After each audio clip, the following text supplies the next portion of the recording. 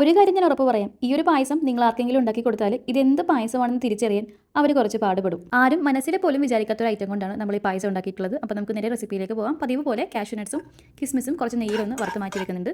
Yes, parotta കൊണ്ടാണ് നമ്മൾ ഈ പായസം ഉണ്ടാക്കുന്നത്. പൊറോട്ടയ്ക്ക് എന്താ ഓണത്തിൻ്റെ കാര്യം എന്നൊന്നും ആരും ചോദിക്കരുത്. ലോകത്തെ എല്ലായിടത്തുള്ള പൊറോട്ട പ്രേമികൾക്കായിട്ട് ഞാൻ ഈ പായസം ഡെഡിക്കേറ്റ് ചെയ്യുവാണ്.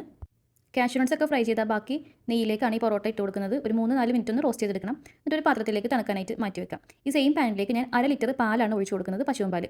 ഇതിലേക്ക് ഒരു 100 ml പച്ചവെള്ളം കൂടി ചേർക്കുന്നുണ്ട്.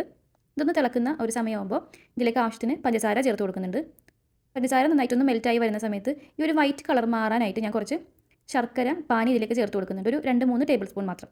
ഏകദേശം തിളച്ച് വരുന്ന സമയത്ത് ഇതിലേക്ക് നമ്മൾ വറുത്ത് വെച്ചിട്ടുള്ള ആ പൊറോട്ടയുടെ പീസസ് ഇല്ലേ, അത് ചേർത്ത് കൊടുക്കാം. ഒരു 5-6 മിനിറ്റ് അല്ലെങ്കിൽ 10 മിനിറ്റ് വരെ ഇതൊന്ന് നന്നായിട്ട് തിളയ്ക്കണം. എന്നാലേ ഈ പായസത്തിൻ്റെ ആ പാലും പൊറോട്ടയും തമ്മിൽ നന്നായിട്ടൊന്ന് കമ്പൈൻഡ് ആയിട്ട് വരുള്ളൂ. ഇനി ഇതിലേക്ക് ചേർത്ത് കൊടുക്കുന്നത് ഏലക്കാപ്പൊടിയാണ്. അവസാനം കാഷ്യൂ നട്ട്സും കിസ്മിസും കൂടി ചേർത്താൽ പായസം